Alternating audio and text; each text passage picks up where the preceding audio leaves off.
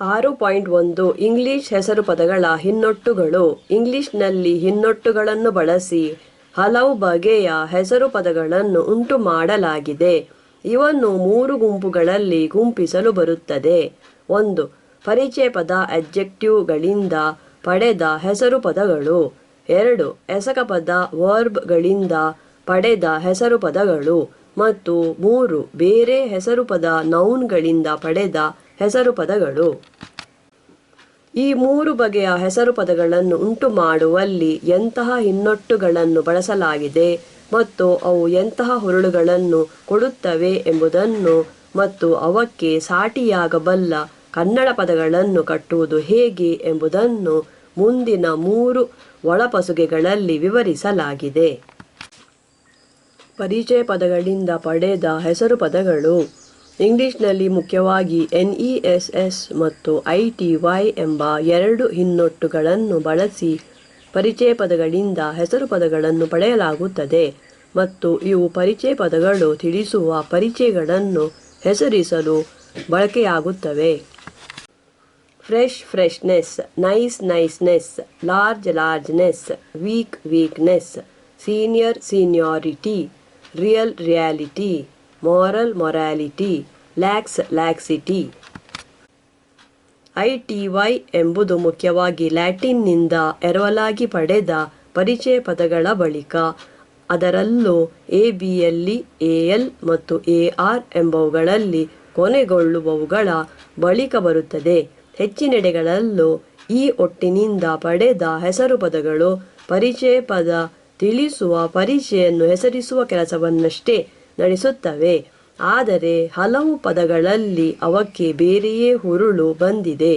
ಇದಕ್ಕೆ ಬದಲು NESS ಎಂಬುದು ಎಲ್ಲ ಬಗೆಯ ಪರಿಚಯ ಪದಗಳೊಂದಿಗೂ ಬರಬಲ್ಲುದಾಗಿದ್ದು ಪರಿಚಯನ್ನು ಹೆಸರಿಸುವುದೇ ಅದರ ಮುಖ್ಯ ಕೆಲಸವಾಗಿದೆ. ಇದಲ್ಲದೆ ಪರಿಚಯ ಪದ ತಿಳಿಸುವ ಪರಿಚಯನ್ನು ಅದು ಹೆಚ್ಚು ನೇರವಾಗಿ ತಿಳಿಸಬಲ್ಲುದು. ಈ 2 ಒಟ್ಟುಗಳಿರುವ ಇಂಗ್ಲಿಷ್ ಹೆಸರು ಪದಗಳಿಗೆ ಸಾಟಿಯಾಗಬಲ್ಲ ಪದಗಳನ್ನು ಕನ್ನಡದಲ್ಲಿ ಉಂಟು ಮಾಡಲು ಕನ್ನಡದ ಪರಿಚಯ ಪದಗಳಿಗೆ ತನ ಎಂಬ ಒಟ್ಟನ್ನು ಸೇರಿಸುವ ಒಂದು ಹಮ್ಮುಗೆಯನ್ನು ಬಳಸಿದರೆ ಸಾಕು. ಆದರೆ ಬೇರೊಂದು ಕಾರಣಕ್ಕಾಗಿ ಕನ್ನಡದಲ್ಲೂ 2 ಬಗೆಯ ಹಮ್ಮುಗೆಗಳನ್ನು ಬಳಸಬೇಕಾಗುತ್ತದೆ. ಇಂಗ್ಲಿಷ್ ಪರಿಚಯ ಪದಗಳು ತಿಳಿಸುವ ಪರಿಚಯನ್ನು ಕನ್ನಡದಲ್ಲಿ ಪರಿಚಯ ಪದಗಳೇ ತಿಳಿಸುತ್ತಿರಬಲ್ಲುವು, ಇಲ್ಲವೇ ಹೆಸರು ಪದಗಳು ತಿಳಿಸುತ್ತಿರಬಲ್ಲುವು. ಎತ್ತುಗೆಗಾಗಿ ಇಂಗ್ಲಿಷ್ನ ಗುಡ್, ನಾವೆಲ್, ನೈಸ್ ಎಂಬಂತಹ ಪರಿಚಯ ಪದಗಳಿಗೆ ಸಾಟಿಯಾಗಿ ಕನ್ನಡದಲ್ಲಿ ಒಳ್ಳೆ, ಹೊಸ, ಚೊಕ್ಕ ಎಂಬಂತಹ ಪರಿಚಯ ಪದಗಳಿವೆ. ಆದರೆ ಇಂಗ್ಲಿಷ್ನ ಹ್ಯಾಪಿ, ರೆಗ್ಯುಲರ್, ಸಿಮಿಲರ್ ಎಂಬಂತಹ ಪರಿಚಯ ಪದಗಳಿಗೆ ಸಾಟಿಯಾಗಿ ಕನ್ನಡದಲ್ಲಿ ಪರಿಚಯ ಪದಗಳಿಲ್ಲ. ಇದಕ್ಕೆ ಬದಲು ಅವು ತಿಳಿಸುವ ಪರಿಚಯನ್ನು ಹೆಸರಿಸುವಂತಹ ಸೊಮ್ಮು, ಓಜೆ, ಹೋಲಿಕೆ ಎಂಬಂತಹ ಹೆಸರು ಪದಗಳು ಬಳಕೆಯಲ್ಲಿವೆ.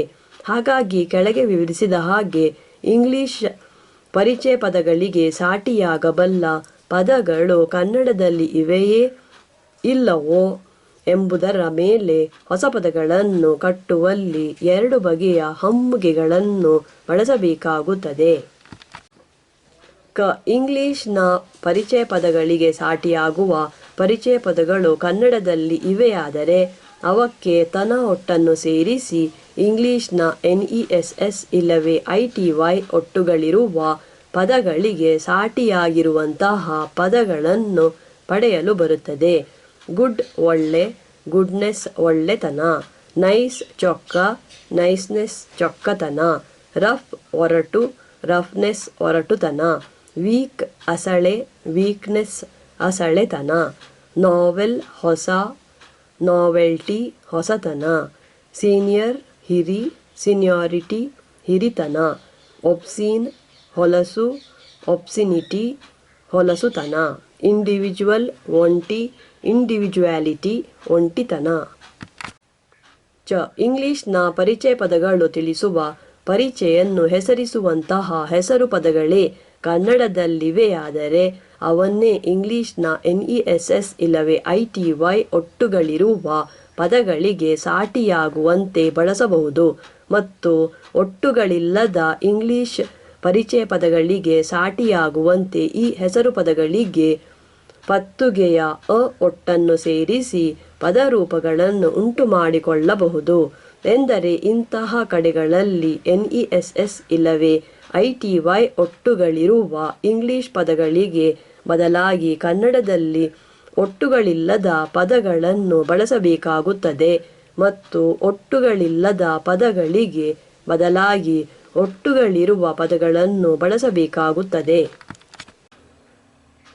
ಹ್ಯಾಪಿ ಸೊಮ್ಮಿನ ಹ್ಯಾಪಿನೆಸ್ ಸೊಮ್ಮು, ಲೈವ್ಲಿ ಮಿಡುಕಿನ ಲೈವ್ಲಿನೆಸ್ ಮಿಡುಕು, ಫಾರ್ಗೆಟ್ಫುಲ್ ಮರೆವಿನ ಫಾರ್ಗೆಟ್ಫುಲ್ನೆಸ್ ಮರೆವು, ಈಗರ್ ಪದೆಪಿನ ಈಗರ್ನೆಸ್ ಪದೆಪು, ಪ್ರಾಬೆಬಲ್ ತೆರಹಿನ ಪ್ರಾಬೆಬಿಲಿಟಿ ತೆರಹು, ಟ್ರ್ಯಾಂಕ್ವಿಲ್ ನೆಮ್ಮದಿಯ ಟ್ರ್ಯಾಂಕ್ವಿಲಿಟಿ ನೆಮ್ಮದಿ, ರೆಗ್ಯುಲರ್ ಓಜೆಯ ರೆಗ್ಯುಲಾರಿಟಿ ಓಜೆ, ಸಿಮಿಲರ್ ಹೋಲಿಕೆಯ ಸಿಮಿಲಾರಿಟಿ ಹೋಲಿಕೆ. ಕೆಲವು ಕಡೆಗಳಲ್ಲಿ ಇಂಗ್ಲಿಷ್ ಪರಿಚಯ ಪದಗಳಿಗೆ ಮತ್ತು ಅವುಗಳಿಗೆ ಒಟ್ಟುಗಳನ್ನು ಸೇರಿಸಿ ಪಡೆದ ಹೆಸರು ಪದಗಳಿಗೆ ಈ ಎರಡು ಬಗೆಯ ಪದಗಳು ಕನ್ನಡದಲ್ಲಿ ಇರುವುದನ್ನು ಕಾಣಬಹುದು. ಇಂತಹ ಕಡೆಗಳಲ್ಲಿ ಪರಿಚಯ ಪದಗಳಿಗೆ ತನ ಒಟ್ಟನ್ನು ಸೇರಿಸಿ ಹೆಸರು ಪದಗಳನ್ನು ಮತ್ತು ಹೆಸರು ಪದಗಳಿಗೆ ಪತ್ತುಗೆಯ ಅ ಒಟ್ಟನ್ನು ಸೇರಿಸಿ ಪರಿಚಯ ಪದರೂಪಗಳನ್ನು ಬೇರೆ ಬೇರಾಗಿ ಪಡೆಯಲು ಬರುತ್ತದೆ. ವೀಕ್ ಅಸಳೆ ವೀಕ್ನೆಸ್ ಅಸಳೆತನ, ವೀಕ್ನೆಸ್ ನಲುವು ವೀಕ್ ನಲುವಿನ, ಲೈವ್ಲಿ ಚುರುಕು ಲೈವ್ಲಿನೆಸ್ ಚುರುಕುತನ, ಲೈವ್ಲಿನೆಸ್ ಮಿಡುಕು ಲೈವ್ ಮಿಡುಕಿನ, ಕ್ವಿಕ್ ಚೆಚ್ಚರ ಕ್ವಿಕ್ನೆಸ್ ಚೆಚ್ಚರತನ, ಕ್ವಿಕ್ನೆಸ್ ಸರಗು ಕ್ವಿಕ್ ಸರಗಿನ. ಇಂಗ್ಲಿಷ್ನ NESS ಇಲ್ಲವೇ ITY ಒಟ್ಟುಗಳಿರುವ ಪದಗಳಿಗೆ ಸಾಟಿಯಾದ ಕನ್ನಡ ಪದಗಳಲ್ಲಿ ಬೇರೆಯೂ ಕೆಲವು ಒಟ್ಟುಗಳು ಬಳಕೆಯಾಗಿರುವುದನ್ನು ಕಾಣಬಹುದು. ವೈಟ್ ಬಿಳಿ ವೈಟ್ನೆಸ್ ಬಿಳುಪು, ಥಿಕ್ ತಿಣ್ಣ ಥಿಕ್ನೆಸ್ ತಿಣ್ಪು, ಥಿನ್ ತೆಳು ಥಿನ್ನೆಸ್ ತೆಳುಪು, ಸುಪೀರಿಯರ್ ಮೇಲು ಸುಪೀರಿಯಾರಿಟಿ ಮೇಲ್ಮೆ, ಇಂಟೆನ್ಸ್ ಕಡು ಇಂಟೆನ್ಸಿಟಿ ಕಡುಮೆ ಕಡುಪು. ಮೇಲಿನ ಕನ್ನಡ ಪದಗಳಲ್ಲಿ ಪು ಮತ್ತು ಮೇ ಎಂಬ ಒಟ್ಟುಗಳು ಇಂಗ್ಲಿಷ್ನ NESS ಮತ್ತು ITY ಒಟ್ಟುಗಳಿಗೆ ಬದಲಾಗಿ ಬಳಕೆಯಾಗಿವೆ. ಆದರೆ ಇವು ತನ ಒಟ್ಟಿನಷ್ಟು ಹರವಿನವಲ್ಲ. ಹಾಗಾಗಿ ಇಂಗ್ಲಿಷ್ ಪದಗಳಿಗೆ ಸಾಟಿಯಾಗುವ ಹೊಸ ಪದಗಳನ್ನು ಉಂಟು ಮಾಡುವಲ್ಲಿ ಇವನ್ನು ಬಳಸಹೋಗುವ ಬದಲು ಉದ್ದಕ್ಕೂ ತನ ಎಂಬುದನ್ನೇ ಬಳಸುವುದು ಒಳ್ಳೆಯದು. ಇಂಗ್ಲಿಷ್ನಲ್ಲಿಯೂ NESS ಮತ್ತು ITY ಎಂಬ ಹಿನ್ನೊಟ್ಟುಗಳನ್ನು ಮಾತ್ರವಲ್ಲದೆ CY CE ANCE ENCE ISM ಎಂಬಂತಹ ಬೇರೆಯೂ ಕೆಲವು ಹಿನ್ನೊಟ್ಟುಗಳನ್ನು ಪರಿಚಯ ಪದಗಳಿಂದ ಹೆಸರು ಪದಗಳನ್ನು ಪಡೆಯುವಲ್ಲಿ ಬಳಸಲಾಗುತ್ತದೆ. ಎಡಿಕ್ವೆಸಿ, ಕನ್ವರ್ಜೆನ್ಸ್, ಇಂಪಾರ್ಟೆನ್ಸ್, ಐಡಿಯಲಿಸಮ್ ಮತ್ತು ಕನ್ನಡದ ಪು, ಹು ಮತ್ತು ಮೇ ಒಟ್ಟುಗಳ ಹಾಗೆ ಅವುಗಳಿಗೆ ಹೆಚ್ಚಿನ ಹರವಿಲ್ಲ. ಈ ಹೆಚ್ಚಿನ ಒಟ್ಟುಗಳು ಬಂದಿರುವಲ್ಲೂ ಇಂಗ್ಲಿಷ್ ಪರಿಚಯ ಪದಗಳಿಗೆ ಸಾಟಿಯಾಗಬಲ್ಲ ಪರಿಚಯ ಪದಗಳು ಕನ್ನಡದಲ್ಲಿದ್ದರೆ ಅವಕ್ಕೆ ತನ ಒಟ್ಟನ್ನು ಸೇರಿಸಿ ಹೊಸ ಹೆಸರು ಪದಗಳನ್ನು ಪಡೆಯಬಹುದು ಮತ್ತು ಇಂಗ್ಲಿಷ್ನ ಹೆಸರು ಪದಗಳಿಗೆ ಸಾಟಿಯಾಗಬಲ್ಲ ಹೆಸರು ಪದಗಳಿದ್ದರೆ ಅವಕ್ಕೆ ಪತ್ತುಗೆಯ ಅ ಒಟ್ಟನ್ನು ಸೇರಿಸಿ ಪರಿಚಯ ರೂಪಗಳನ್ನು ಪಡೆಯಬಹುದು. ANCE ಇಂಪಾರ್ಟೆಂಟ್ ಅರಿದು ಇಂಪಾರ್ಟೆನ್ಸ್ ಅರಿದುತನ, ಆರೋಗೆಂಟ್ ಸೊಕ್ಕಿನ ಆರೋಗೆನ್ಸ್ ಸೊಕ್ಕು, ಟಾಲರೆಂಟ್ ತಾಳ್ಮೆಯ ಟಾಲರೆನ್ಸ್ ತಾಳ್ಮೆ, ENCE ಎಲಿಗೆಂಟ್ ಚೆನ್ನ ಎಲಿಗೆನ್ಸ್ ಚೆನ್ನತನ, ಇಂಡಿಪೆಂಡೆಂಟ್ ಇಡುಕು ಇಂಡಿಪೆಂಡೆನ್ಸ್ ಇಡುಕುತನ, ಇಂಪೇಷಂಟ್ ಸಿಡುಕಿನ ಇಂಪೇಷನ್ಸ್ ಸಿಡುಕು, ವೆಹೆಮೆಂಟ್ ಕಡುಪಿನ ವೆಹೆಮೆನ್ಸ್ ಕಡುಪು, ISM ಮಿನಿಮಲ್ ಮಿಡಿ ಮಿನಿಮಲಿಸಮ್ ಮಿಡಿತನ.